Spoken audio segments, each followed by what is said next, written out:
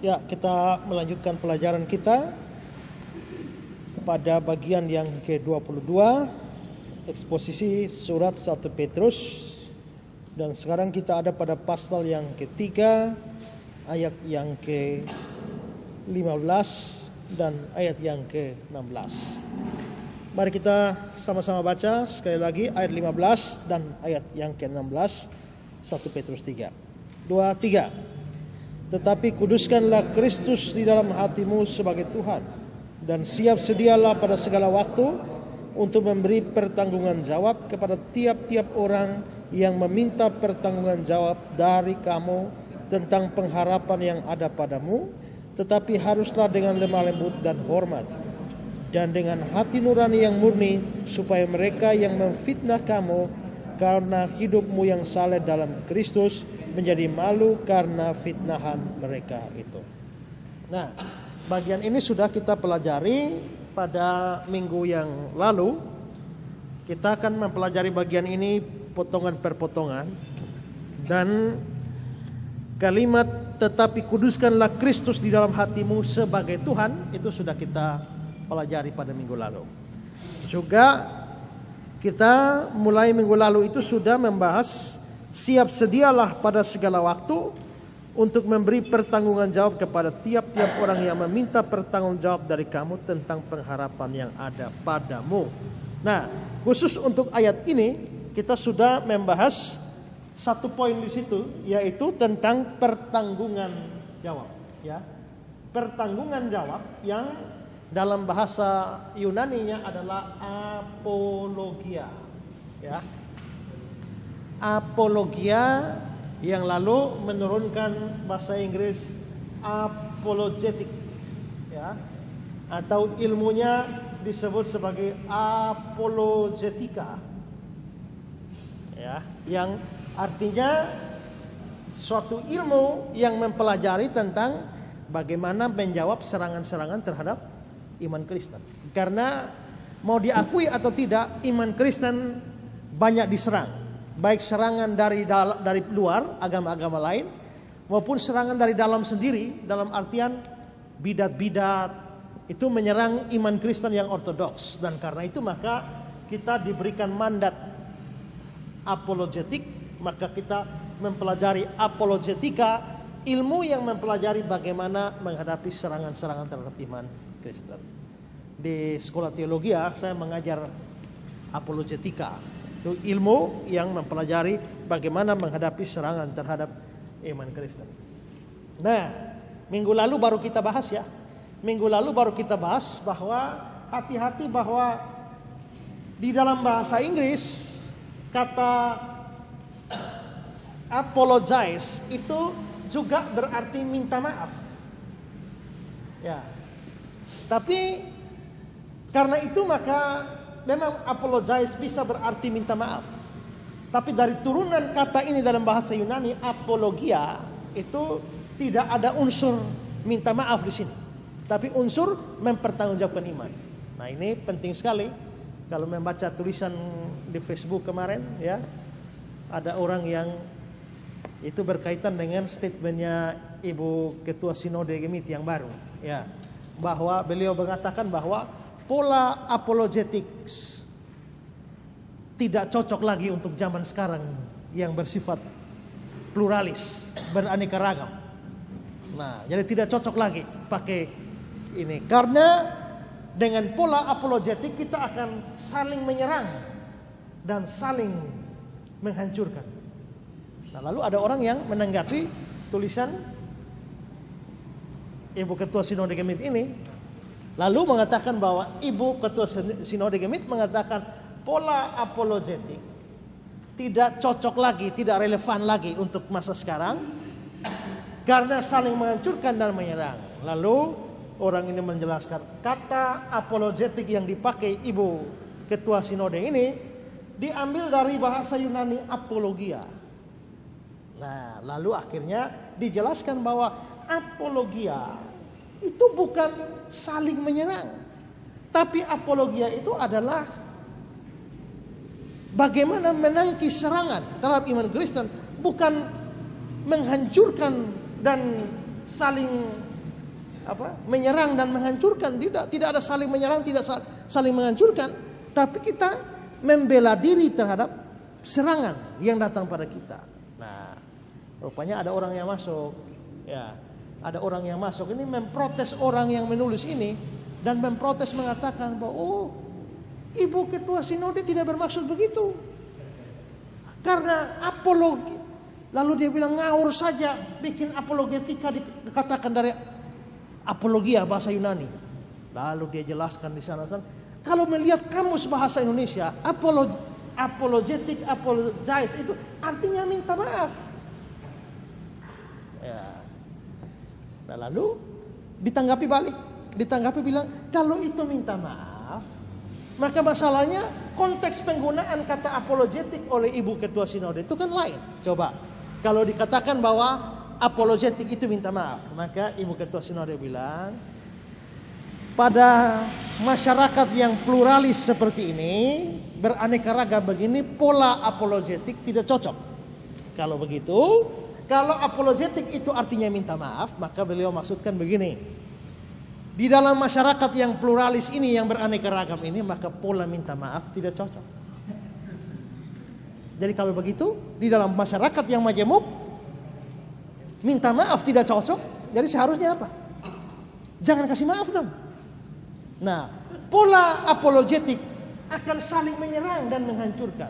Kalau apologetik itu minta maaf, maka pola minta maaf itu akan saling menyerang dan saling menghancurkan. Masa orang minta maaf kok saling menyerang, saling menghancurkan? Nah, diserang begini, ini orang ini kebingungan, tidak tahu mau jawab bagaimana. Lalu BBM saya, Pak, bagaimana itu ada orang di Facebook itu, masa bilang apologetik itu berasal dari Yunani apologia? Itu bagaimana itu, Pak? Tolong Bapak hadapi dia. Saya bilang, memang apologetik itu memang datangnya dari apologia bahasa Yunani kok, begitu kok. Memang aslinya begitu. Ya. Nah, jadi saya bilang, jangan hanya melihat kamus bahasa Indonesia. Oh, apologia minta maaf. Yang kita persoalkan satu, apologia ini kosakata bahasa Yunani, bukan bahasa Indonesia. Nah, makanya lalu juga bukan bahasa Yunani yang sekuler, bahasa Yunani yang dipakai dalam Alkitab. Maka mesti meneliti kata ini dalam Alkitab. Dan di dalam Alkitab, apologia tidak pernah berarti minta maaf. Tidak. Tapi menjawab atau membela.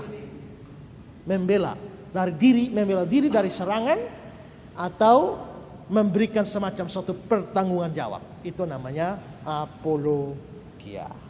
Ya. Maka di sini ini disebut sebagai mandat apologetik. Orang Kristen dipanggil untuk memberikan suatu pembelaan. Nah, lagi-lagi pertanggungjawab ini semacam New American Standard Bible bilang a defense, ya, suatu pembelaan, ya, atau King James NIV an answer, memberikan suatu jawaban terhadap orang-orang yang mempertanyakan iman. Jadi apologetika itu bukan saya menyerang dan saya menghancurkan agama lain. Bukan. Tapi agama lain yang menyerang iman saya menjawab, saya memberikan pembelaan terhadap iman saya. Bukan saya menyerang dan menghancurkan. Kalau begitu, pandangan Ibu Ketua Sinode ini salah. Ya, salah. Lalu dia mengatakan bahwa ini pola apologetik sudah tidak cocok lagi dalam masyarakat yang pluralis ini. Yang cocok itu adalah pola dialog, di mana kalau kita orang Kristen berjumpa dengan agama lain, maka nomor satu, orang Kristen harus mendalami ajarannya sendiri supaya waktu berdialog dengan agama lain. Dan kedua, memiliki kerendahan hati untuk belajar juga dari agama lain. Ya, itu memang saya sudah jelaskan dalam pluralisme. Mereka menolak penginjilan, dan penginjilan bagi mereka adalah dialog. Kalau sudah berdialog dianggap sudah menginjili. Nah, karena itu maka pola apologetik yang bersifat debat dan sebagainya itu mereka tolak. Ya. Pernyataan seperti ini dikeluarkan oleh Ibu Ketua Sinode Gemit terpilih hanya beberapa jam setelah dia terpilih menjadi Ketua Sinode Gemit. Ya. Nah, jadi saya kira itu pemahaman yang salah tentang apologetik. Apologetik bukan kita menyerang atau menghancurkan agama lain, tidak. Tapi agama lain menyerang dan mau menghancurkan iman kita, maka kita wajib membela. Mengapa kita wajib membela? Karena begini, iman Kristen dituduh secara tidak benar, dianggap iman yang tidak benar, dianggap iman yang tidak masuk di akal, dianggap iman yang tidak sesuai fakta. Misalnya, orang bilang, oh, orang Kristen bilang Yesus itu mati di salib, padahal Yesus tidak mati di salib. Nah, waktu itu, misalnya seperti pandangan Ahmadiyah yang tidak percaya bahwa Yesus itu mati di salib, tapi Yesus itu semacam diserupakan, ya, diserupakan, atau juga yang dipercaya oleh banyak orang Islam. Yudas itu yang mukanya diubah menjadi seperti Yesus, lalu yang disalibkan itu adalah Yudas, tapi Yesusnya tidak. Nah, jadi misalnya mereka menyerang bahwa Yesus tidak pernah mati di salib, sedangkan orang Kristen bilang Yesus mati di salib untuk menebus dosa. Begitu gencarnya serangan bahwa Yesus tidak disalib. Kalau kita tidak menjawab, kalau kita tidak membela terhadap serangan ini, maka orang akan menganggap, oh, berarti benar Yesus tidak mati di salib. Berarti sekian lama yang orang Kristen omong itu omong kosong. Maka bisa jadi orang yang mau masuk Kristen tidak jadi, orang yang sudah di dalam Kristen keluar.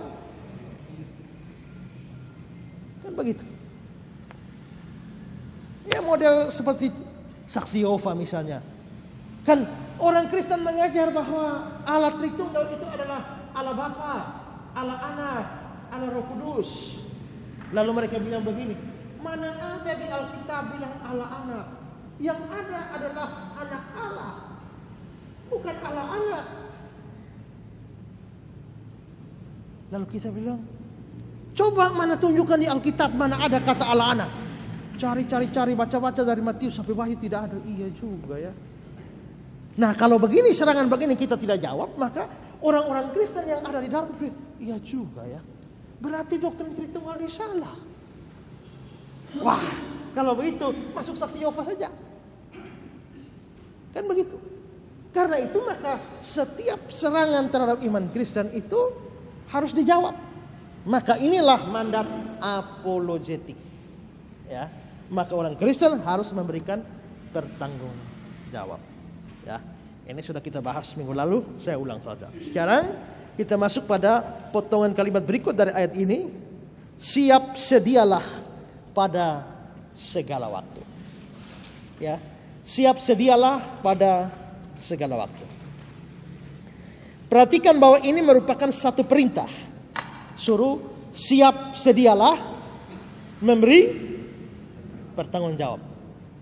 Ini perintah. Sehingga kalau saudara tidak melakukannya, saudara berdosa.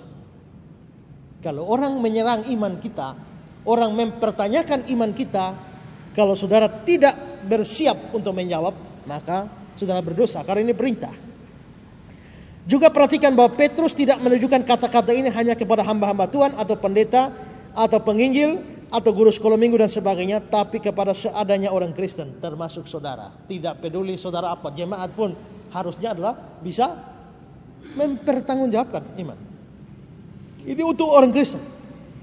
Tapi sekarang kalau kita mau lihat ke masa kini, jangankan jemaat, ya toh, pendeta-pendeta saja tidak bisa. Sudah tidak bisa lagi, tidak mau. Ya, sudah tidak bisa lagi, tidak mau. Coba kalau tidak bisa ya karunia orang lain, ya silakan mungkin orang lain. Loh, ini jelas bahwa perintah ini untuk semua. Bahkan semua orang Kristen wajib memberikan apologetika terhadap serangan. Jadi pada waktu agama atau kepercayaan saudara diserang, saudara tidak boleh lari. Ada orang-orang yang begitu saksi Yehova datang, ya mereka usir. Ya, tidak mau bercakap-cakap. Ya. Saudara tidak boleh lari, tidak boleh marah atau mendiamkan saja, ya. Tidak boleh marah, tidak boleh mendiamkan saja dengan alasan orang Kristen mesti cinta damai, orang Kristen tidak boleh gegeran dan sebagainya, ya. Alasan-alasan bodoh ini tidak alkitabiah. Sering diberikan oleh banyak orang Kristen atau hamba Tuhan hanya untuk menutupi ketidakmampuan atau kebodohan mereka atau rasa takut sikap pengecut mereka dengan kedok kesalehan. Jangan meniru kebodohan seperti ini. Saudara wajib memberikan pembelaan. Wajib. Yang lain bilang, kita tuh kan harus tenang seperti Tuhan Yesus, ya toh, diserang bagaimanapun juga dia tidak jawab. Tapi ingat bahwa dalam hal ini kita tidak boleh meneladani Yesus. Ya, tidak boleh meneladani Yesus yang diam. Yesus diam saja di depan Pontius Pilatus maupun Herodes karena memang dia datang ke dunia dengan tujuan mati disalib untuk menebus dosa kita. Kalau dia menjawab, maka dia tidak akan dihukum mati. Ya. Kalau dia menjawab tidak dihukum mati, nah, dosa kita tidak ditebus. Ingat bahwa tidak seluruh kehidupan Yesus harus kita teladani. Bahwa Yesus tidak kawin, dia puasa 40 hari, dia mati menebus dosa, tidak berarti kita harus meneladani hal-hal itu. Juga pada saat dia tidak menjawab pertanyaan Herodes dan Pontius Pilatus, kita tidak harus meneladani. Ya. Jadi jangan bilang, Yesus teladan kita maka semuanya mesti diteladani. Tidak. Ada hal-hal dari Yesus yang perlu diteladani, ada hal-hal yang tidak. Ya. Dari mana tahu ini mesti diteladani, ini tidak boleh? Bandingkan dengan seluruh kitab suci. Ya kan? Yesus tidak kawin. Apakah kitab suci melarang kita kawin? Tidak. Kalau begitu, dalam hal kawin, Yesus tidak jadi teladan. Tidak perlu. Yesus puasa 40 hari. Apakah di Alkitab ada perintah supaya kita puasa 40 hari? Tidak. Kalau tidak, maka dalam hal puasa 40 hari, kita tidak perlu meneladani Yesus. Tapi Yesus itu sabar. Apakah di Alkitab ada menyuruh kita sabar? Ya, kalau begitu dalam hal kesabaran, Yesus diteladani. Mengampuni. Apakah di dalam Alkitab ada suruh kita mengampuni? Suruh. Kalau begitu, dalam hal mengampuni, Yesus diteladani. Mati menebus dosa. Apakah Alkitab suruh kita mati menebus dosa? Tidak. Kalau begitu dalam hal mati menebus dosa, Yesus tidak usah diteladani. Begitu. Begitu ya? Ya? Jalan di atas air. Kan itu macam-macam. Sekarang Yesus seandainya Yesus dibaptis selam, apakah di Alkitab ada perintah supaya kita baptis selam? Tidak. Kalau begitu, seandainya Yesus memang dibaptis selam pun, dalam hal baptis Yesus tidak perlu diteladani. Begitu prinsipnya, ya. Nah, Yesus diam waktu diserang. Itu. Apakah ada perintah supaya ketika iman kita diserang kita diam? Tidak. Bahkan ada sebaliknya. Kalau begitu dalam hal kediaman Yesus di depan Herodes dan Pilatus, dia tidak perlu diteladani. Ya. Nah, itu prinsipnya begitu. Sekarang kita lihat beberapa komentar. Pulpit. Sebagaimana mereka harus hidup untuk Kristus, demikian juga mereka harus pada waktu peristiwa atau kesempatan itu memenuhi syarat berbicara untuk dia. Kadang-kadang orang-orang akan meminta suatu alasan tentang pengharapan yang ada dalam mereka. Orang-orang Kristen sering harus berbicara atau menulis dalam pembelaan iman mereka. Kita harus tetap siap melakukannya baik untuk kemuliaan Allah maupun demi jiwa si penanya. Jadi ada orang yang mempertanyakan atau bertanya tentang iman Kristen. Misalnya A bertanya tentang iman Kristen kita, maka si B yang Kristen ini wajib menjawab. Pertama-tama dia menjawab untuk kemuliaan Allah, tapi juga untuk jiwa si A. Siapa tahu si A memang dengan bertanya dia mencari kebenaran. Mungkin dia mencari kebenaran dengan menjawab, dia lalu menjadi percaya. Lalu akhirnya dia menjadi percaya. Maka lakukan pertama untuk kemuliaan Tuhan, tapi juga untuk kebaikan jiwa daripada si penanya. Ya. Calvin, ia menghendaki keteguhan atau kesetiaan dalam diri orang-orang percaya, sehingga dengan berani memberikan alasan untuk iman mereka kepada musuh-musuh mereka. Dan ini adalah sebagian dari pengudusan. Ingat ya, bahkan memberi jawab, memberikan apologetik, itu juga bagian dari pengudusan yang baru dia sebutkan. Karena itu, kita sungguh-sungguh menghormati Allah. Pada waktu rasa takut atau malu tidak menghalangi kita untuk membuat satu pengakuan tentang iman kita. Ia hanya meminta mereka untuk siap sedia memberi jawaban, supaya jangan karena kemalasan atau rasa takut dari daging yang bersifat pengecut, mereka berdiam diri dan membuka ajaran Kristus terhadap ejekan dari orang-orang jahat. Kita harus cepat dalam mengakui iman kita, supaya bisa menyatakannya kapanpun diperlukan, supaya jangan orang-orang yang tidak percaya mengecam agama yang kita ikuti karena diam atau bungkamnya kita. Jangan sampai gara-gara kita diam, orang mengecam, lalu menyerang, lalu menganggap bahwa agama kita ini adalah sebuah kebodohan, agama kita ini tidak masuk di akal, dan lain sebagainya. Jadi orang Kristen harus bisa menunjukkan apa yang dia percayai itu benar, itu masuk akal, itu tidak melanggar logika apapun. Itu tanggung jawab orang Kristen. Calvin lagi. Ini juga diharuskan oleh keadaan dari saat itu. Nama Kristen sangat dibenci dan dianggap sebagai nama buruk. Ya, orang mendengar nama Kristen itu alergi pada waktu itu. Dan nama Kristen ini muncul pertama-tama ini sebagai semacam olokan. Ya, olokan. Ini juga diharuskan oleh keadaan saat itu. Nama Kristen sangat dibenci dan dianggap sebagai nama buruk. Banyak orang beranggapan bahwa sekte ini jahat. Jadi Kristen itu pertama dianggap sebagai sekte yang keluar dari Yudaisme. Ini sekte itu semacam aliran sesat, bidat. Jadi gini ya, ini agama Yudaisme. Nah lalu, atau agama Yudaisme sementara jalan-jalan, tahu-tahu satu aliran baru muncul di situ, Kristen. Maka ini Kristen dianggap menyimpang dari Yudaisme, bidat. Nah, lalu Kristen berjalan sendiri. Dalam pengertian orang Roma Katolik, awalnya itu adalah Katolik itu. Tapi di tengah jalan, satu bidat muncul keluar, yaitu Protestan. Tapi kita tidak percaya, bagi kita Roma Katolik dengan Kristen itu tidak sama. Mereka menganggap bahwa mereka lah Kristen, lalu kita yang menyimpang menjadi Protestan. Tapi katakanlah ikutlah apa yang pikiran seperti itu. Lalu berjalan terus, lalu dari Kristen, dari Protestan ini muncullah begitu banyak bidat.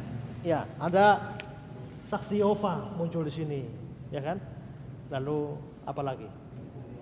Ya, Unitarian dan lain-lain ini muncul terlalu banyak di sini. Ya, terlalu banyak di sini. Nah, jadi pertama-tama Kristen itu dianggap sebagai satu bidat, satu sekte yang keluar dari Yudaisme. Ya. Itu anggapan pada waktu itu. Banyak orang beranggapan bahwa sekte ini jahat dan bersalah tentang banyak pelanggaran dan hal-hal keramat. Jadi Kristen mula-mula itu dianggap sekte dan itu jahat, dianggap jahat. Ya, apalagi pada waktu di kalangan Romawi, orang Kristen dituduh sebagai kanibal, makan orang gara-gara kalimat di dalam perjamuan kudus. Inilah tubuhku, makanlah. Inilah darah, minumlah. Nah, pernah terjadi kasus anak-anak hilang. Anak-anak hilang, lalu akhirnya dituduh bahwa itu pasti sudah ditangkap oleh orang Kristen, sehingga dimakan ini. Jadi akhirnya orang Kristen ditindas dan dianiaya. Setelah orang Kristen ditindas dan dianiaya, belakangan ketahuan bahwa anak-anak itu tidak diculik, tapi mereka mati karena penyakit sampar. Tapi sudah fitnahan sudah diberikan kepada orang Kristen. Ya, fitnahan sudah diberikan kepada orang Kristen. Jadi dianggap jahat. Nah, karena itu merupakan satu pengkhianatan atau kedurhakaan tertinggi terhadap Allah jika pada waktu diminta atau ditanya mereka lalai untuk memberikan kesaksian untuk mendukung agama mereka. Agama sudah diserang, sudah dianggap jahat. Sekarang ada orang tanya iman Kristenmu bagaimana, kalau kita tidak jawab, menurut Calvin dalam konteks saat itu pengkhianatan atau kedurhakaan tertinggi dari seorang Kristen. Kita semua sementara diserang, masa ada kesempatan jawab kalau lu tidak jawab? Lu membiarkan orang terus menganggap kita jahat. Seharusnya seorang Kristen yang baik, dia mesti membela imannya. Karena imannya sementara disalahpahami, dia mesti menjawab supaya orang tidak salah paham terhadap imannya. Dengan tidak menjawab, kamu ini durhaka tertinggi menurut Calvin. Ya. Ini penting sekali ya, apologetik ini. Tapi ya, orang-orang pluralis hari ini membuang apologetik, maunya dialog saja. Ya. Pulpit. Orang-orang Kristen harus bisa memberikan suatu pertanggungjawaban tentang pengharapan mereka pada waktu diminta. Baik demi pembelaan dari kebenaran maupun demi kebaikan dari orang yang meminta. Kadang-kadang orang meminta betul-betul dengan motivasi tulus ingin tahu. Ya. Kalau saudara ikuti siaran saya tiap hari Kamis itu ya, ada salah satu pendengar itu Islam. Rajin tiap minggu dia dengar. Dari mana tuh? Dari Sulawesi kah? Dari mana kah? Ya. Ya karena dia pacaran dengan orang Kristen. Dia pacaran dengan orang Kristen dan dia bertanya tentang kekristenan di pacarnya. Pacarnya tidak pernah bisa jawab. Tidak pernah mau menjawab. Nah entah bagaimana ceritanya dia bisa ikuti siaran itu. Jadi tiap minggu dia ikut terus. Dia ikut terus tanya-tanya segala macam tentang iman Kristen. Nah pada waktu itu saya memang memilih menjawab. Ya, memilih menjawab dengan baik. Mengapa? Karena selain itu membela iman Kristen dari macam-macam serangan, tapi juga demi kebaikan dari dia. Misalnya waktu hari raya kurban kemarin, dia bertanya, sebenarnya yang dikorbankan itu Ishak atau Ismail? Ya, karena menurut Alkitab kan yang dikorbankan itu Ishak. Menurut hari raya kurban Idul Adha-nya Islam itu yang dikorbankan itu adalah Ismail. Lalu saya bilang Quran itu muncul tahun berapa? Yaitu tahun 600 Masehi. Kristen itu sudah lahir abad pertama, berarti Kristen saja Perjanjian Baru itu sudah selesai ditulis itu akhir tahun 90. Berarti akhir tahun 90 jaraknya kira-kira 500-an tahun dengan Quran. Tapi cerita tentang itu Abraham mengorbankan anaknya itu dari tahun 1500 Masehi. Sebelum Masehi. Lah, 1500 sebelum Masehi ini kan zamannya Musa menulis kitab Kejadian. 1500 itu berarti bahwa kitab Kejadian sudah tahun 1500, Qurannya baru tahun 600 Masehi. Berarti dari sini sampai sini 1500, dari sini sampai sini 600. Berarti kitab Kejadian lebih tua dari Al-Quran. Ini 2100 tahun. Ya kan? 2100 tahun. Itu kalau kitab Kejadian. Tapi kan peristiwanya kan lebih dulu dari kitab Kejadian. Zamannya Abraham, ini kan Musa menulisnya. Tapi zamannya Abraham itu 2000 sebelum Masehi. Kalau Abraham mempersamakan anak 2000 dari 2000, ya 2600 tahun. Ya minta maaf, saya lebih percaya yang lebih tua lah. Ya, daripada yang inilah, ya kan? Jadi kita memang mesti memberikan jawaban. Pertanggungan jawaban itu bisa sederhana. Bisa sederhana, ya. Itu bisa sekedar merupakan cerita tentang pengalaman pribadi. Kenapa sih kalau lu jadi Kristen? Kita bisa cerita, ya kan? Bisa sederhana seperti itu. Yang sering merupakan argumentasi yang paling meyakinkan. Dan dalam kasus orang-orang Kristen yang telah diajar, itu bisa merupakan sesuatu yang mendalam, yang diberi alasan yang seksama dan teliti. Setiap orang Kristen harus memberikan jawaban. Jadi bisa hanya cerita pengalaman saja, bisa. Tapi juga yang sudah belajar itu bisa memberikan argumentasi yang sangat-sangat mendalam terhadap iman Kristen. Ya.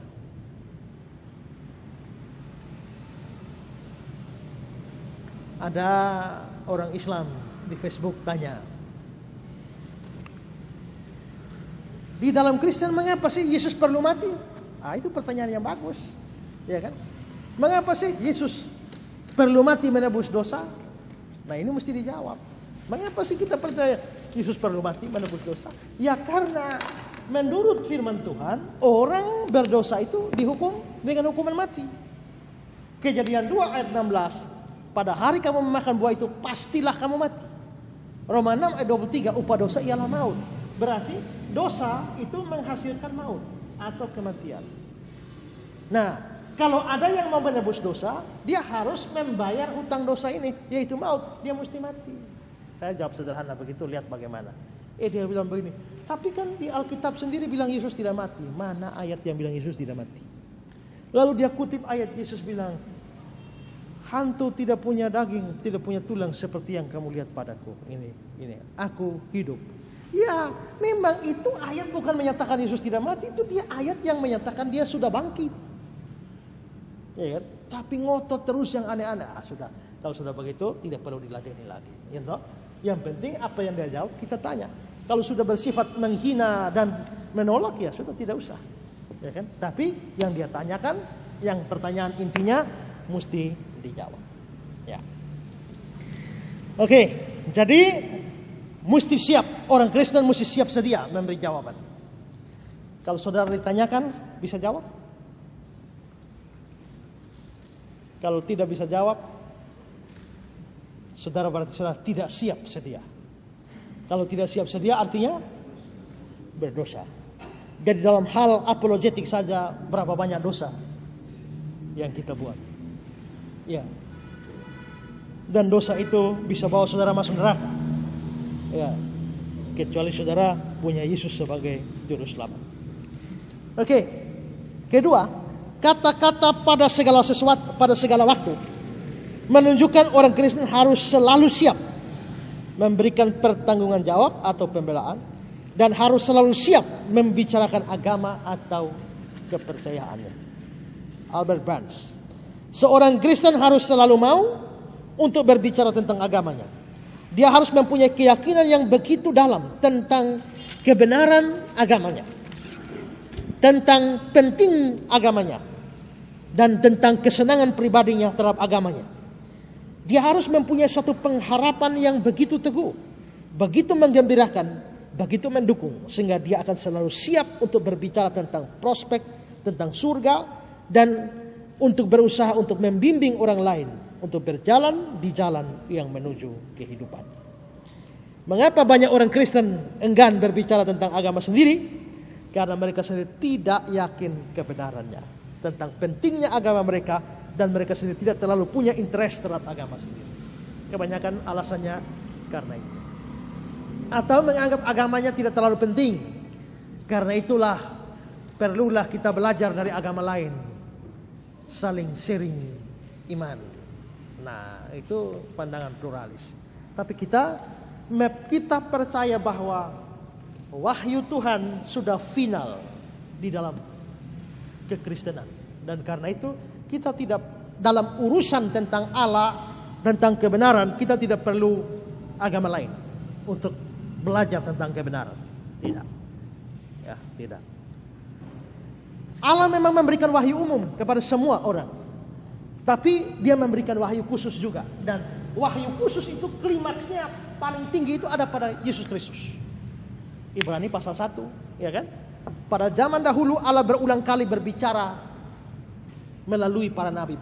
Tetapi pada zaman akhir ini dia berbicara dengan perantaraan anaknya. Pada zaman akhir itu selalu begini hitungannya. Kalau ini awal zaman ya, Tuhan menciptakan dunia ini. Ini akhir zaman. Di mana? Kalau ini akhir zaman, di mana zaman akhir? Zaman akhir itu hitungannya dari Tuhan Yesus naik ke surga dan dia datang kembali. Semua ini disebut zaman akhir. Itu berarti sekarang kita sedang hidup pada zaman akhir. Nah, Ibrani 1 bilang begini. Sejak pada zaman dulu Allah berbicara dengan perantaraan nabi-nabi. Tapi pada zaman akhir ini dia berbicara dengan perantaraan anaknya. Berarti Dari sini sampai sini Allah tidak lagi berbicara pakai yang lain. Dia berbicara pakai anaknya. Yohanes 1 ayat 18 bilang, tidak seorang pun mengenal Allah, tapi anak tunggal Allah yang ada di pangkuan Allah, dialah yang menyatakannya. Berarti kebenaran tentang Allah itu telah dinyatakan dalam Kristus, dan itu pada zaman akhir. Allah tidak pakai yang lain lagi. Dan dari mana kita tahu semua tentang Yesus? Ya dari Alkitab kita. Kalau begitu, wahyu Allah, kebenaran Allah, pernyataan diri Allah, semua mencapai finalnya di kitab suci kita. Ya. Di ujung kitab suci kita dia bilang, jangan coba tambah, jangan coba kurang. Kalau ini masih kurang, artinya boleh tambah. Ya kan? Tapi tidak boleh tambah. Nah kalau begitu iman kita cukup. Yohanes bilang, masih banyak hal yang dibuat oleh Yesus, tapi kalau kita mau tulis semua, tidak ada buku di dunia ini bisa tampung itu. Masih ada yang Tuhan Yesus lakukan, tapi semua yang tertulis di sini cukup membuat kamu percaya. Yang oleh imanmu kamu diselamatkan. Berarti untuk urusan Tuhan Allah, kebenaran, keselamatan, wahyunya lewat Kristus dan dicatat di sini. Kita tidak perlu lagi sesuatu yang datang sebelum itu, sesuatu sebelum itu. Tripitaka, Weda, Bhagavad Gita dan lain sebagainya. Kita sudah punya yang sempurna. Tapi kita tidak perlu sesuatu yang datang setelah itu, yaitu Quran. Karena kitab suci kita bilang tidak perlu tambah. Nah kalau begitu ini mesti kita tolak, ini mesti kita tolak. Ya kalau begitu kita, kitab suci kita sumber kebenaran kita. Maka berdialog dan mendengar iman orang lain dan belajar dari iman orang lain menurut saya. Kalau belajar dalam hal lain oke. Tapi kalau belajar tentang Allah, tentang kebenaran, tentang keselamatan, mau belajar dari agama lain menurut saya tidak. Itu kita kembali sesat. Ya. Itu kita kembali sesat. Jadi kita mesti sadar betapa pentingnya agama kita. Kalau kita tidak merasa agama kita cukup penting, cukup berarti, ya sudah kita. Makanya Yohanes Rahmat ditanya, apakah agamamu? Bilang, aku warga dari agama-agama. Aku Islam, aku Hindu, aku Buddha, aku Kristen, aku warga dari agama-agama. Ya. Ya. Jadi siap sedialah. Betul-betul saudara perlu merasa bahwa kekristenan itu sesuatu yang penting. Dan karenanya perlu dibela, perlu dipertahankan, perlu dijawab pertanyaan-pertanyaan orang tentang itu. Jangan ikuti omongan yang sok bijak ya. Tuhan tidak perlu dibela. Ya. Memang Tuhan tidak perlu dibela. Tuhan tidak perlu dibela. Tuhan bisa membela diri sendiri. Ya, Tuhan bisa bela diri sendiri. Tapi Tuhan tidak turun dari langit untuk bela dirinya. Tuhan bisa membela dirinya dengan cara apa? Dengan menggunakan anak-anaknya. Begitu. Paulus sendiri mengatakan, aku ada di sini untuk membela Injil. Ya. Oke, sekarang poin C. Kepada tiap-tiap orang yang meminta pertanggungjawab dari kamu tentang pengharapan yang ada padamu. Jadi kita dibilang harus siap menjawab kepada tiap-tiap orang yang meminta pertanggungjawab tentang pengharapan yang ada padamu. Calvin mengatakan pengharapan di sini menunjuk pada iman. Jadi pengharapan yang ada padamu artinya iman kita. Ketika orang bertanya tentang iman kita, kita menjawab. Pengharapan yang ada padamu, menurut King James, the hope that is in you. Pengharapan yang ada di dalam engkau. Kitab suci kita yang ada padamu. Bahasa Inggris yang ada di dalam engkau. Calvin lalu memberikan komentar. Dia berbicara tentang pengharapan yang ada di dalam kamu. Tekanannya di dalam. Karena ia mengisyaratkan bahwa pengakuan yang keluar dari hati saja yang direstui oleh Allah. Karena kecuali iman tinggal di dalam, lidah mengoceh dengan sia-sia. Kalau imanmu tidak ada di dalam kamu, tapi kamu omong banyak tentang Kristen, Itu kamu mengoceh secara sia-sia. Kalau tidak pernah ada, di dalam imanmu tidak pernah ada. Orang bisa mengoceh banyak tentang Yesus ya, tapi dia sendiri tidak pernah terima Yesus. Yesus tidak ada di dalam, tapi dia ngomong banyak tentang Yesus. Itu namanya mengoceh banyak tentang Yesus. Ya, itu sia-sia. Jadi itu harus mempunyai akar di dalam kita, sehingga selanjutnya bisa melahirkan buah pengakuan. Jadi iman itu mesti berakar di sini, lalu keluar lewat pengakuan. Tapi ada banyak orang mengaku, tapi tidak bersumber dari hati. Ini kan sekarang di radio Suara Kupang saya ngajar pengakuan iman rasuli. Kan? Ya ada yang bilang, wih puji Tuhan ya, ini umur sudah 40 tahun, ini saya baru tahun. Sudah jadi Kristen berapa ya? Sudah 40 tahun ini. Sudah 40 tahun tapi tiap minggu mengaku aku percaya kepada Allah Bapa yang Maha Kuasa hari di langit, tapi tidak pernah mengerti. Ya kan? Nah itu rumit itu, ya kan? Aku percaya. Aku percaya. Inti Kristen itu adalah percaya. Tapi yang percaya itu siapa? Aku. Bukan bapak aku, bukan nenekku, bukan nenek moyangku. Nenek moyangku percaya bahwa Allah lah pencipta langit dan bumi. Terus kamu sendiri bagaimana? Ya kan? Tidak peduli nenek moyang mau percaya atau tidak, kamu sendiri itu mesti percaya. Kalau tidak kamu masuk neraka. Iman itu tidak bisa menggantung-gantung, gandol-gandol ya karena bapak ini tak gantung di sini gitu. Tidak bisa. Iman itu sesuatu yang sifatnya pribadi. Sifatnya pribadi.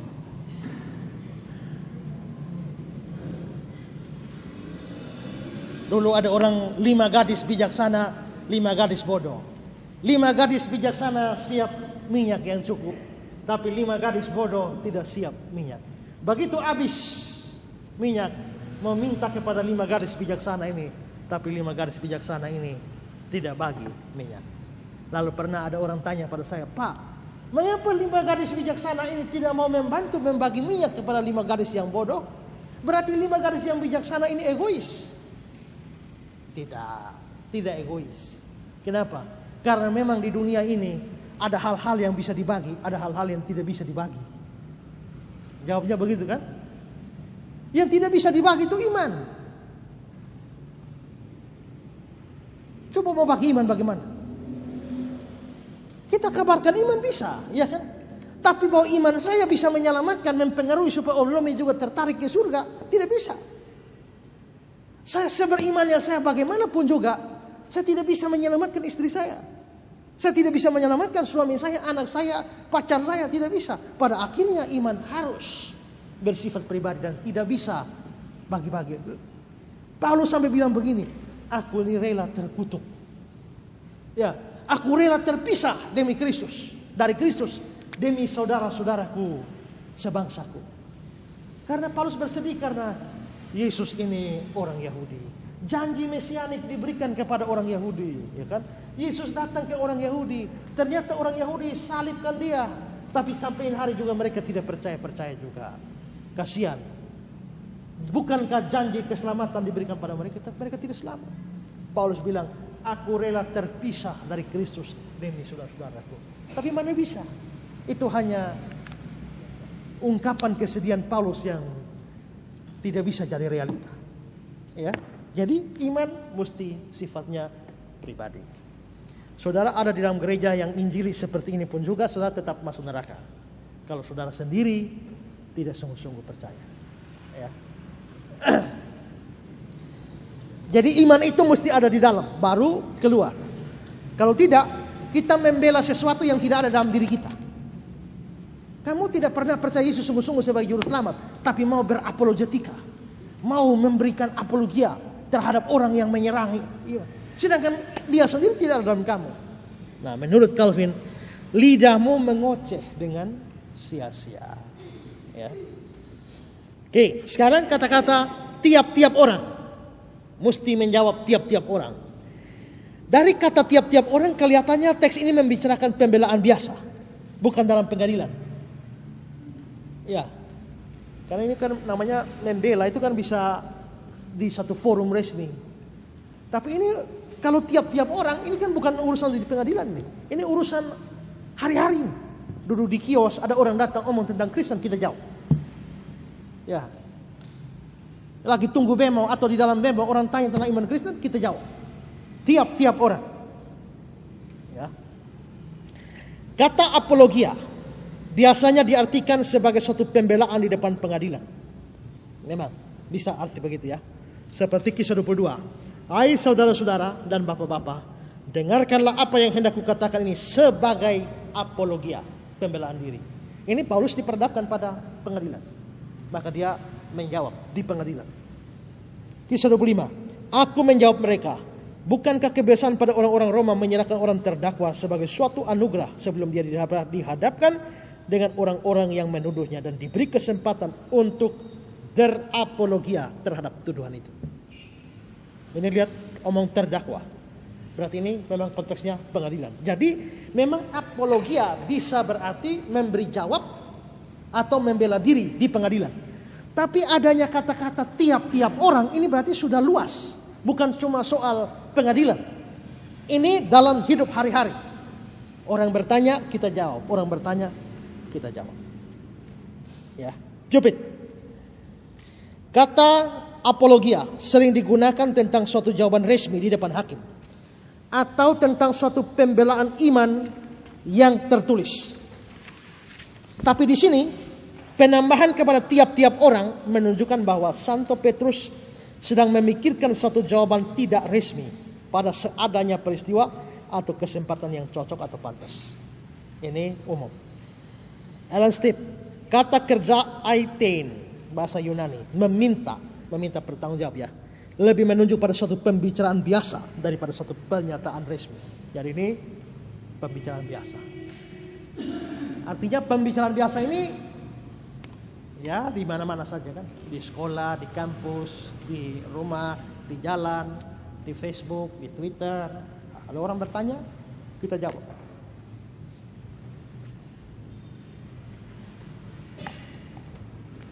Tapi ingat ya, tiap-tiap orang tidak bisa dimutlakan.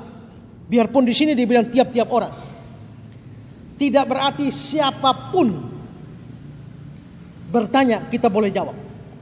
Tidak, ada perkecualian ya. Lihat ada beberapa orang, ada orang-orang tertentu yang tidak perlu dijawab.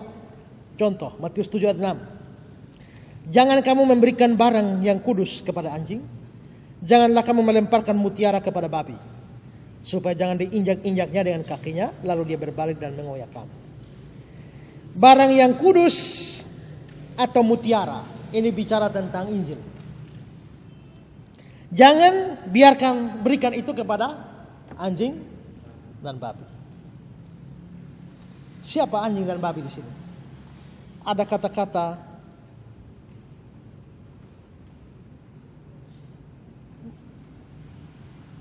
jangan kamu melemparkan mutiaramu kepada babi supaya jangan diinjak-injaknya. Berarti babi itu menginjak-injak mutiara, lalu mengoyak kamu.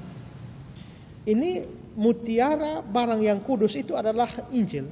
Kalau dia menginjak-injak mutiara itu, artinya dia ini tidak menghargai sama sekali Injil. Dia hanya mau menghina, menjelek-jelekan dan membicarakan Injil sebagai sesuatu yang dengan nada yang sinis penuh penghinaan. Nah, untuk orang seperti ini tidak perlu dijawab. Karena semakin kita menjawab, dia hanya itu tidak akan apa-apa bagi dia. Ya. Kalau dia bertanya, oke, kita jawab. Tapi kalau kita melihat nadanya ini sifatnya hanya mencari salah, menghina, mengejek-ejek iman Kristen, tutup. Saudara melanjutkan menjawab orang itu, saudara melawan Matius 7 ayat 6 dan berdosa. Karena itu butuh kebijaksanaan untuk melihat mana orang yang perlu dijawab, mana yang tidak perlu dijawab. Maka di sini bayangkan orang-orang yang menghina Injil itu dibahasakan oleh Tuhan Yesus sebagai babi dan anjing. Maka sebelum menjawab pertanyaan orang, kita mesti selidiki dulu. Ini orang ini apakah masuk kategori babi atau anjing atau tidak? Ya kan? Kalau dia kalau tidak tidak jawab. Kenapa? Karena kamu babi, anjing, termasuk daftar itu. Ya. Kok aneh ya? Coba Tuhan Yesus pakai istilah lain lah ya. Tapi pakai istilah babi dan anjing. Babi dan anjing ini kan bagi orang Yahudi ini binatang haram ini. Ya. Tapi Tuhan Yesus memakai itu. Ini Matius 7 ayat yang ke-6. Ya. Tapi sebelumnya itu dia bilang janganlah kamu menghakimi. Ya. Janganlah kamu menghakimi. Tapi setelah itu di sini dibilang jangan memberikan mutiara pada anjing dan babi. Kalau begitu kita mesti menilai dong.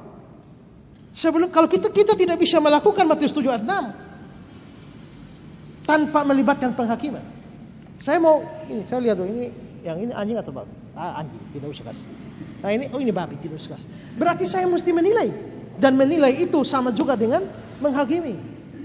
Saya telah memberikan penghakiman atau penilaian. Ini anjing, ini babi, tidak usah kasih. Kalau begitu, menghakimi itu tidak berarti menilai itu pasti menghakimi. Tidak bisa. Kita tidak bisa lepas dari penilaian. Ya, tidak bisa lepas dari penilaian. Karena itu jangan menafsirkan ayat Matius 7 ayat 1 itu jangan menghakimi secara berarti tidak boleh menilai apapun, tidak boleh. Karena orang begitu blunder. Misalnya saya bilang jangan memberikan mutiara kepada babi dan anjing. Nah, dia itu babi dan anjing, dan karena itu tidak perlu dikasih mutiara. Lalu Om Sony bilang pada saya, Pak Isra, jangan menghakimi. Pak Isra telah menghakimi orang. Lalu saya balas, kau juga sudah menghakimi saya. Kamu telah menghakimi saya bahwa saya menghakimi orang.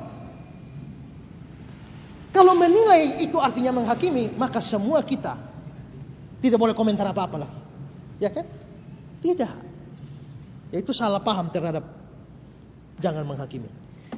Nah, jadi jelas ada orang-orang tertentu yang menghina Injil tidak perlu diladeni. Ada ayat yang menarik, Amsal 26 ayat 4 dan 5. Ayat 4, jangan menjawab orang bebal menurut kebodohannya. Jadi jangan jawab ya. Jangan menjawab orang bebal menurut kebodohannya, supaya jangan engkau sendiri menjadi sama dengan dia.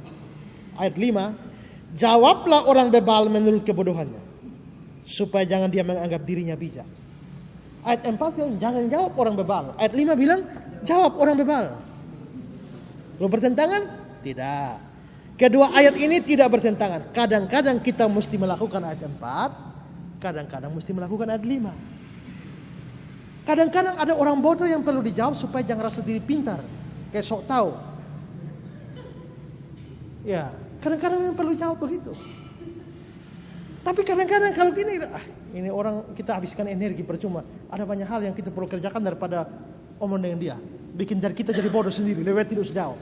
Maka di situ dibutuhkan hikmah. Saya ingat dulu Pak AG Hatsarmawit Neti yang dari mana nih? Nekolan. Pada waktu itu heboh-hebohnya saya dan Pak Budia Saleh debat lawan Unitarian, Frans Donald CS. Nah, lalu Pak Hatsarmawit Neti ini sebenarnya teman akrab saya. Tapi walaupun sudah tua, ya, dia sudah sangat-sangat senior, sudah tua. Tapi saya banyak bercerita dengan dia, ngobrol kadang-kadang saya ngobrol dengan dia bisa 3-4 jam. Ngomong-ngomong masalah Alkitab. Dan memang orangnya pintar. Orang awam tapi pintar. Dan dia memang suka belajar bahasa. Belajar bahasa Yunani sendiri, bahasa Ibrani sendiri. Ya. Saya sering kali omong-omong dengan dia, tapi belakangan saya rasa kok aneh ya.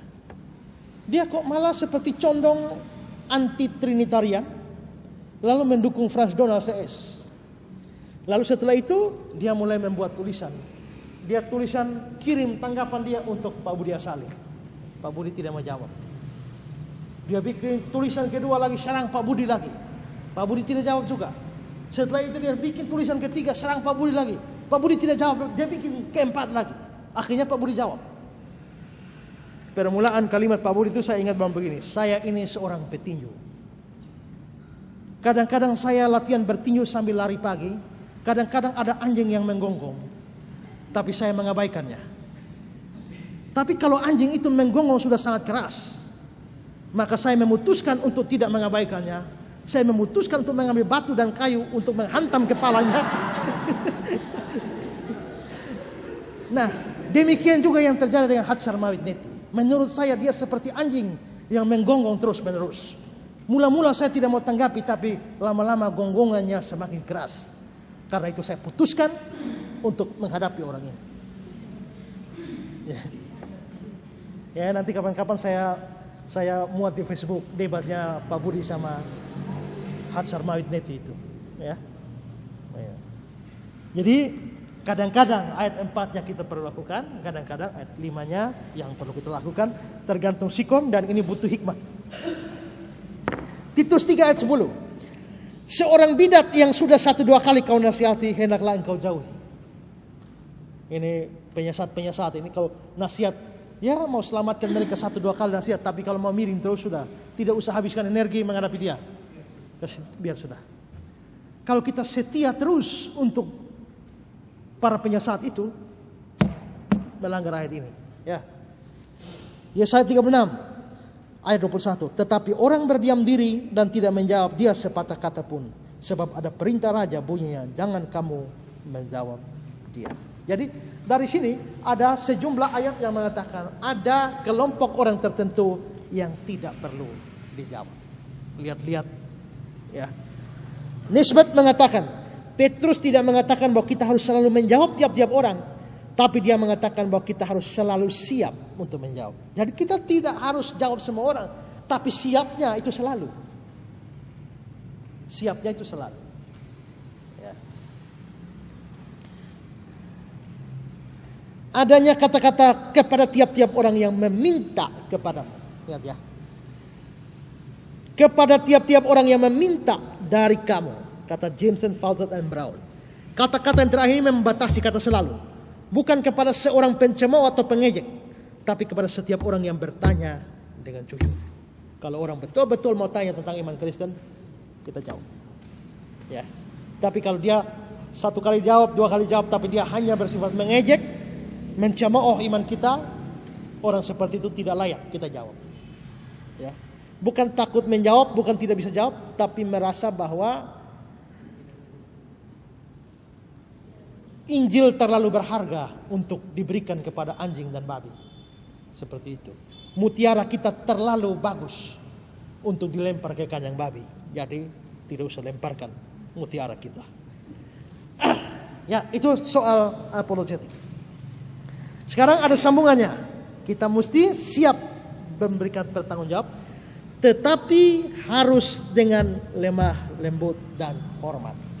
Ya. Adanya kata tetapi,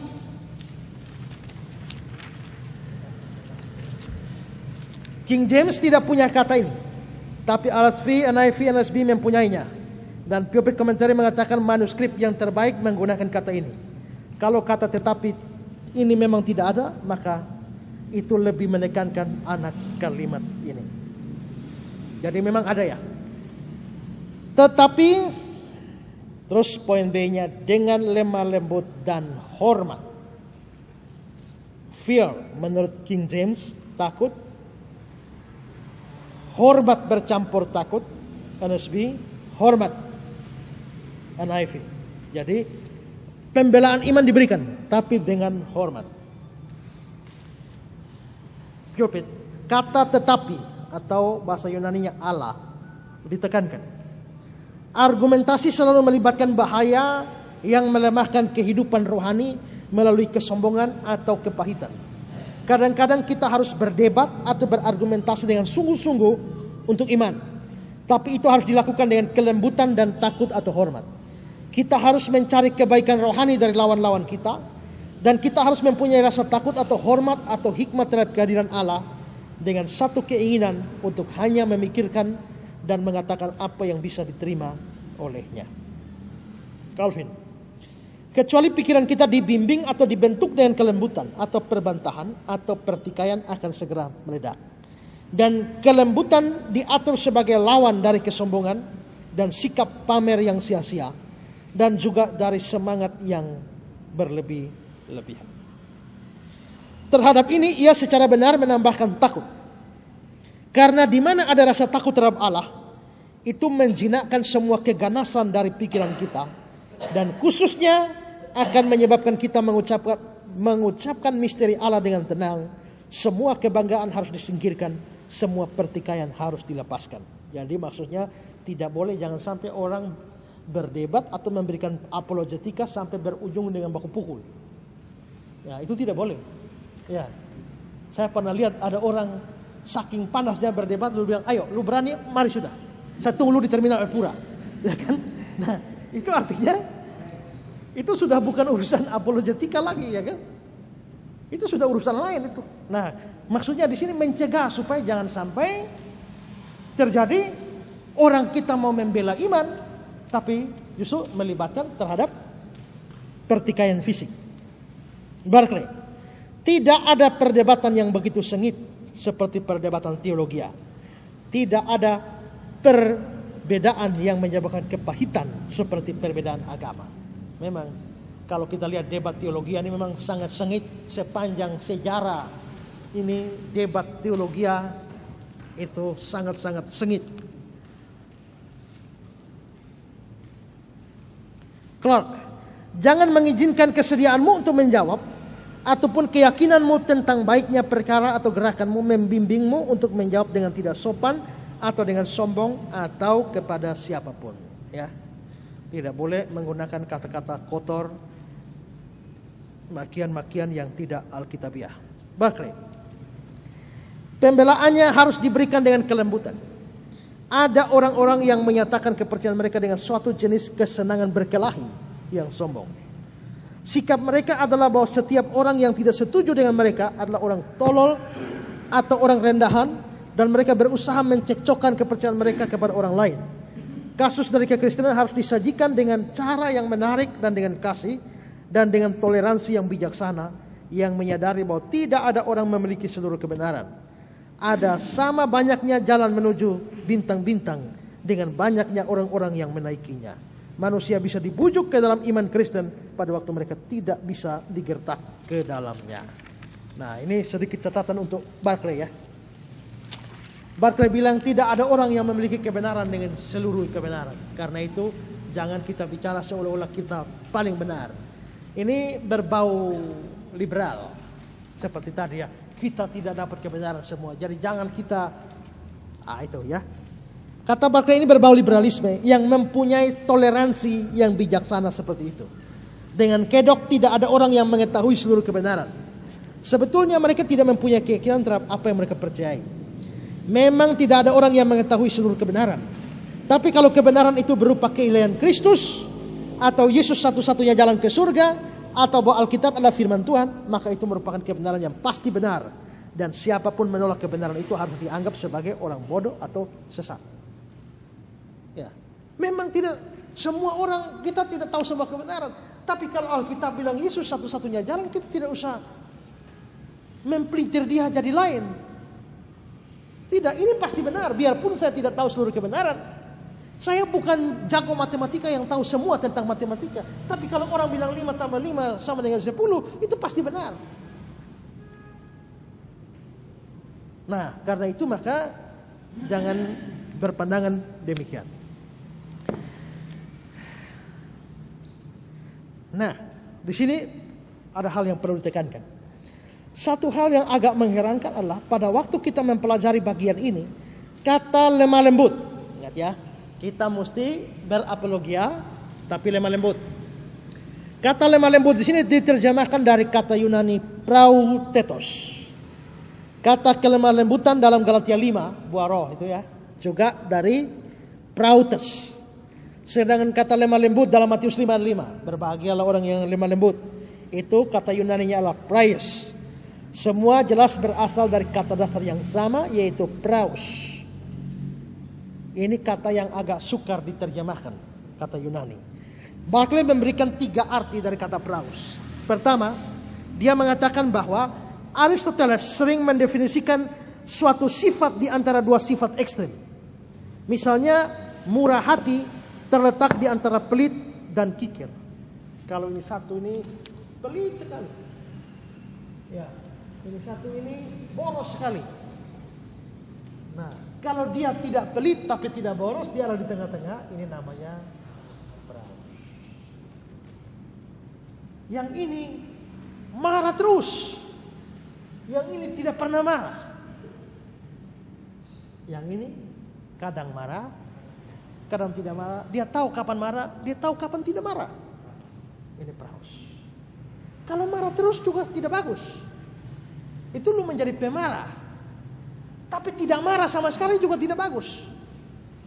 Pada waktu ajaran sesat datang, sabar. Itu sabar. Ya, lo itu tidak marah itu dikecam. Kita perlu marah pada saat yang tepat. Tapi tahu kapan marah, tahu kapan tidak marah. Butuh peraus. Ya, jadi peraus itu artinya apa? Kalau ini kerdil sekali, ini tambun sekali. Yang ini langsing, peraus. Jadi peraus itu apa?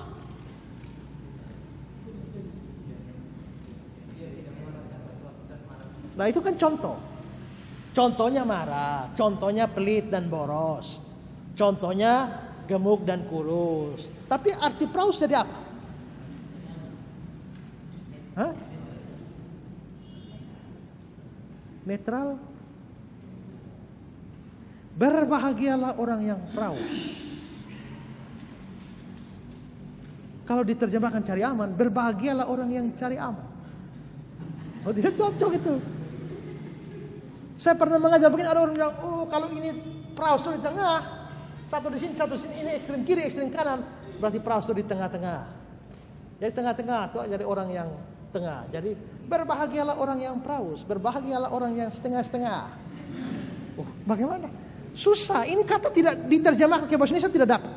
Tidak ada kata bahasa Indonesia yang cocok untuk menerjemahkan peraus dengan tepat. Nah, ini masalahnya.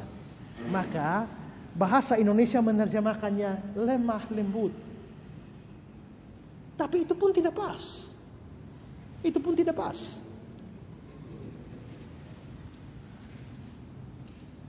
Ya. Tapi terpaksa diterjemahkan begitu, makanya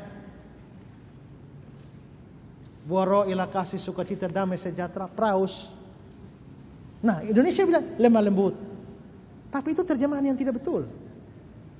Berbahagialah orang yang peraus karena mereka akan memiliki bumi.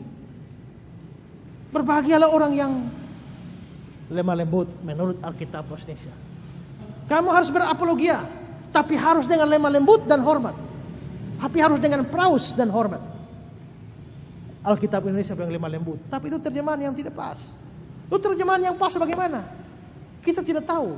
Kenapa? Karena bahasa Indonesia tidak punya kata yang pas untuk menerjemahkan peraus. Itu problemnya.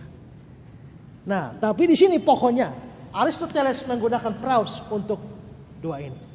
Kedua, kata peraus digunakan untuk binatang yang sudah dijinakkan. Ada kuda liar, tapi kita bisa kasih jinak dia. Maka menguasai dia sehingga dia tunduk kepada pemiliknya atau majikannya. Maka itu disebut peraus. Jadi dalam arti kedua ini orang yang peraus adalah orang yang dikuasai atau tunduk sepenuhnya kepada Tuhan. Itu bisa artinya begitu.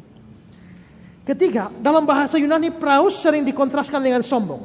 Jadi peraus mengandung arti rendah hati. Makanya berbahagialah orang yang peraus. Matius 5. Di dalam Alkitab terjemahan baru dia bilang berbahagialah orang yang lemah lembut. Tapi dalam Alkitab bahasa Indonesia sehari-hari dia bilang berbahagialah orang yang rendah hati. Jadi peraus oleh terjemahan baru dia bilang lemah lembut, oleh bahasa Indonesia sehari dia bilang rendah hati. Nah di situ kelihatannya bahasa Indonesia sehari-hari lebih tepat. Berbahagialah orang yang rendah hati artinya tidak sombong. Jadi sebenarnya apa artinya? Kamu harus siap menjawab orang, tapi mesti lemah lembut, mesti peraus. Dari arti tiga arti yang dipakai ini, Yunani ini, kemungkinan adalah arti ketiga yang lebih cocok, yaitu dengan rendah hati. Jadi, kamu mesti siap menjawab setiap orang, tapi mesti dengan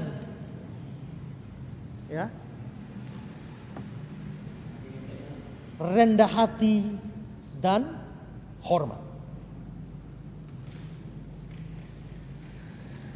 Jadi lemah lembut bukan berarti lemah gemulai seperti Putri Solo.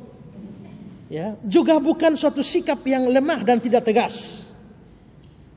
Tidak berarti bahwa kita harus menggunakan kata-kata ini kurang tepat atau sejenisnya. Kita harus mempunyai ketegasan dengan menggunakan kata-kata itu sesat atau setidaknya itu salah, sekalipun diucapkan dengan lembut dan tidak kasar. Jadi di sini yang ditekankan bukan soal kata-kata ya, tapi sikap hati yang tidak sombong waktu omong tentang Kristen seolah-olah kita melambung tinggi di angkasa. Tidak, tapi dengan rendah hati menyampaikan. Tapi juga tetap kata-kata ketegasan mesti ada. Bandingkan dengan Galatia 1 ayat 6 sampai 9. Paulus bilang apa? Kalau ada orang atau malaikat sekalipun yang datang memberikan ajaran yang lain, Yesus yang lain, terkutuklah dia. Kalau lemah lembut di situ artinya bahasanya mesti lemah gemulai. Paulus tidak cocok. Karena terkutuklah dia. Matius 23 ayat 13 sampai 36. Yesus itu waktu omong tentang ahli-ahli Taurat, hei kamu ular-ular, hei kamu keturunan ular beludak, hei kamu seperti kuburan yang dilabur putih, kamu seperti cawan yang dibersihkan luarnya tapi dalamnya tidak, hei kamu orang munafik. Waduh, itu keras sekali kata-kata Yesus. Biarpun dia keras, tapi dia bilang, belajarlah padaku karena aku lemah lembut dan rendah hati. Ya? Nah, jadi baik Paulus maupun Yesus sendiri tidak bisa dikatakan mengucapkan kata-kata lemah lembut dalam arti seperti yang kita menggunakan istilah itu. Karena itu jangan menafsirkan kata lemah lembut itu sehingga bertentangan dengan kedua teks itu. Juga teks-teks yang lain yang menunjukkan bahwa Yesus, rasul-rasul, nabi-nabi selalu mempunyai sikap yang keras terhadap nabi palsu.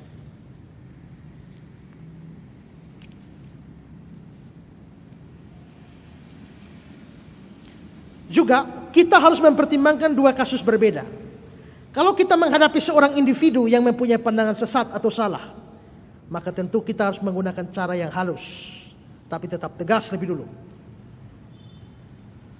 Kalau hanya individu, misalnya ya hanya cuma Pak Sony saja yang saya lihat-lihat, wah ini sesat ini, saya panggil dia, bicarakan dengan baik-baik. Tapi kalau kita membahas tentang seorang pendeta populer yang memberitakan ajaran sesat, seperti Yusuf Roni atau Yesaya Pariyadi dan sebagainya, Paulus Tribrata dan lain-lain sebagainya, ya, atau orang-orang top di atas yang lalu memberikan ajaran sesat.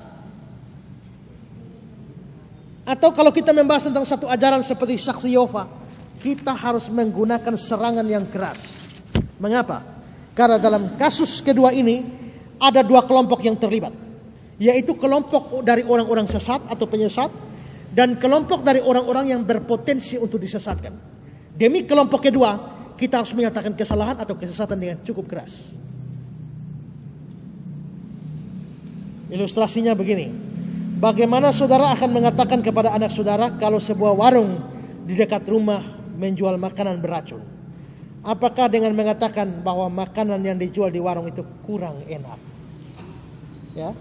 Ataukah saudara tidak terlalu baik untuk kesehatan, atau mengatakan dengan tegas makanan itu beracun, jangan makan.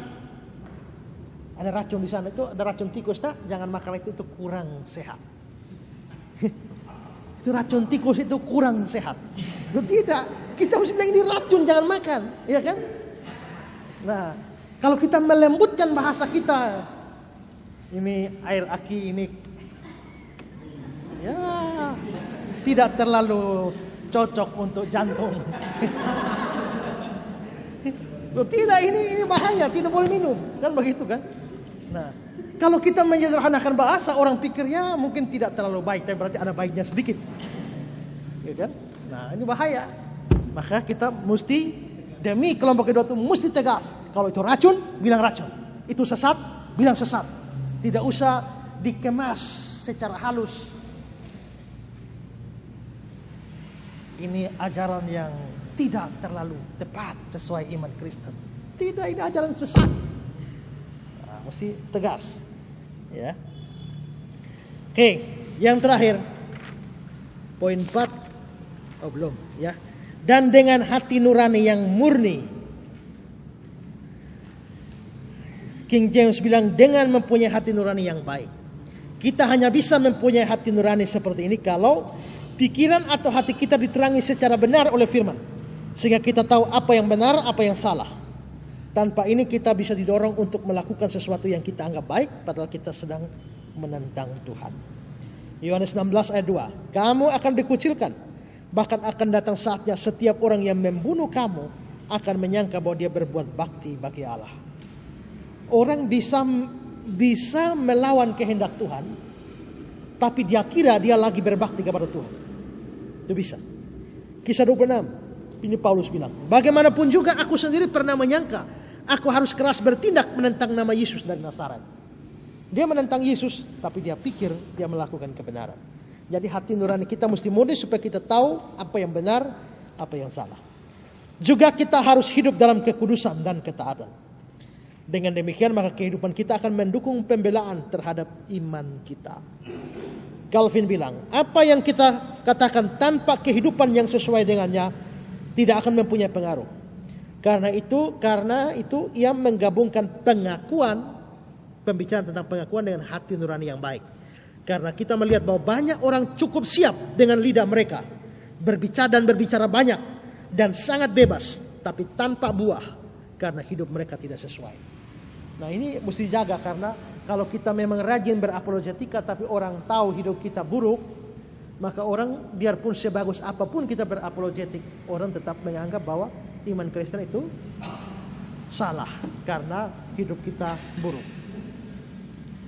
Mereka yang banyak mengoceh tentang Injil, tapi kehidupannya yang tidak dikekang atau tidak bermoral merupakan bukti dari ketidaksalehannya. Bukan hanya membuat diri mereka sendiri sebagai objek tertawaan atau ejekan, tapi juga membuka kebenaran itu sendiri terhadap fitnahan orang-orang jahat. Pembelaan lidah tidak akan berguna kecuali hidupnya sesuai dengannya. Jadi semua yang mau bergerak dalam apologetika Kristen harus hidup sedemikian rupa supaya pembelaannya itu menjadi berguna. Pulpit. Suatu pembelaan mungkin terpelajar, dinyatakan dengan baik, fasih. Tapi itu tidak akan meyakinkan kecuali itu datang dari hati dan didukung oleh kehidupan. Suatu kehidupan yang baik tanpa kata-kata adalah pembelaan agama yang lebih baik daripada pembelaan yang paling terpelajar tanpa hidup yang baik. Kalau kita tidak bisa omong, perbuatan kita lebih menyolok. Misalnya hidup kita lebih menyolok ketimbang tanpa kata-kata, ketimbang kita berkata-kata tapi tanpa perbuatan. Maksudnya begitu. Ya. Jadi karena itu sebagai orang Kristen kita harus selalu berjuang untuk maju dalam pengetahuan tentang firman Tuhan dan juga maju dalam kekudusan. Sekarang yang kelima terakhir. Supaya mereka yang memfitnah kamu karena hidupmu yang saleh dalam Kristus menjadi malu karena fitnahan mereka itu.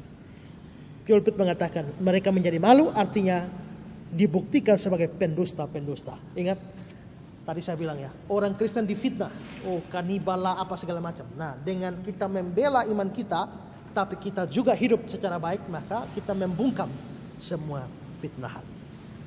Ayat 17.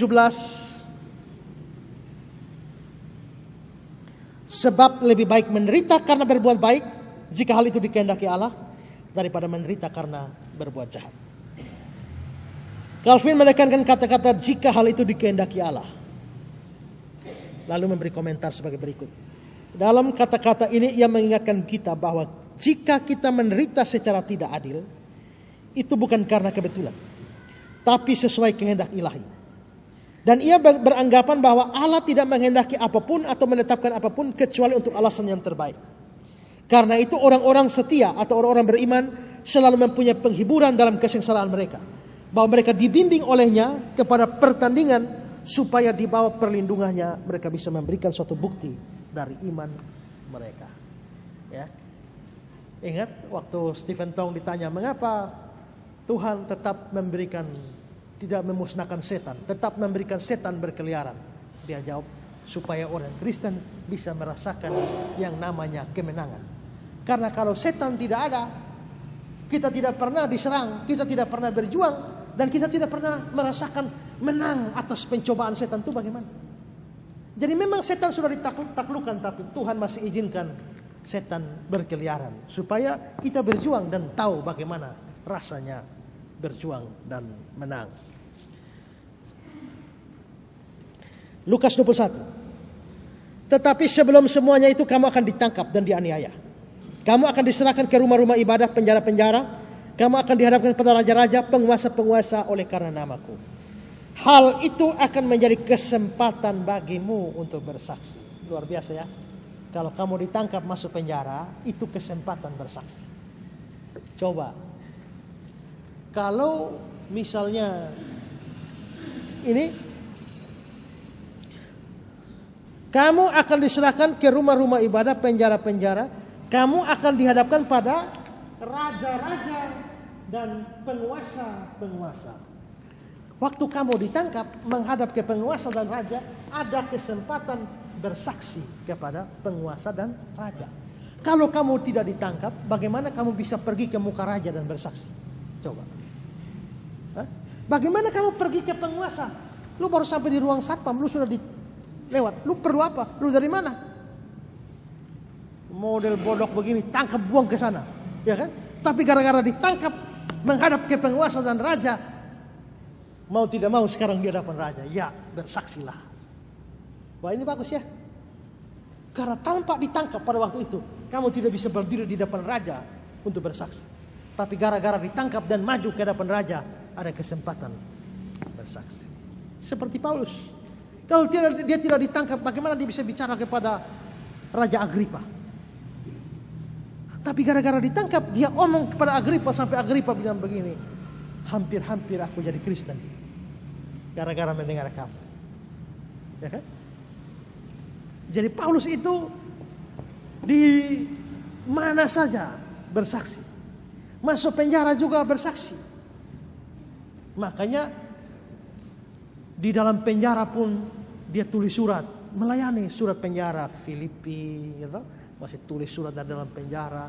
Di dalam penjara pun dia ketemu dengan Onesimus, budaknya Filemon yang lari. Akhirnya dia menginjili Onesimus. Akhirnya Onesimus jadi orang Kristen. Ya kan? Berarti bagi Paulus masuk penjara atau dimanapun itu bersaksi. J. Adams. Mengapa penderitaan yang tidak adil seperti itu terjadi? Tidak pernah karena kebetulan. Bukan karena Allah telah kehilangan kontrol atas hal-hal itu. Allah ada di belakang pencobaan dan di dalam pencobaan mengerjakan rencananya.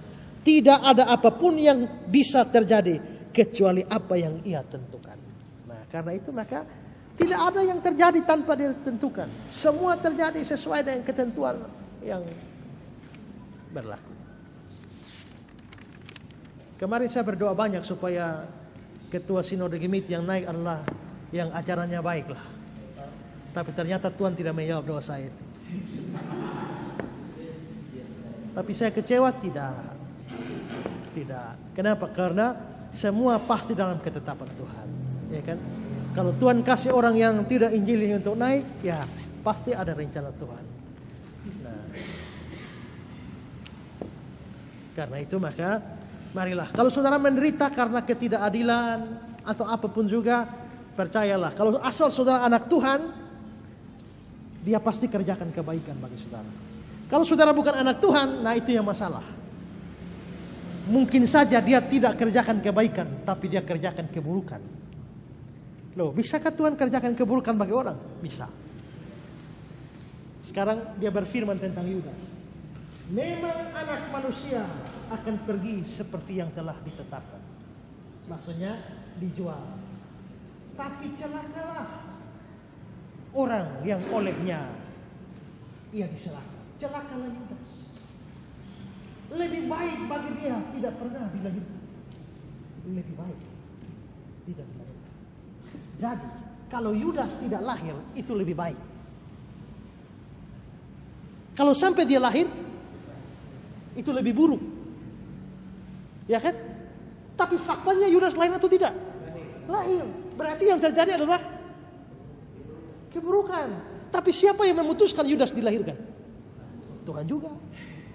Ya kan? Berarti Tuhan bekerja. Tapi untuk keburukannya Yudas. Kenapa? Yudas bukan orang percaya. Tapi untuk saudara yang orang percaya. Sebab Allah turut bekerja dalam segala sesuatu. Untuk mendatangkan kebaikan bagi mereka yang mengasihi Dia. Begitu. Jadi kalau saudara orang percaya, tidak ada musibah, benar-benar musibah. Kalau menderita secara tidak adil, pasti ada rencana Tuhan. Tapi kalau saudara bukan orang percaya, mungkin itu betul-betul musibah bagi saudara. Ya, karena itu percayalah sungguh-sungguh. Firman Tuhan memberkati kita.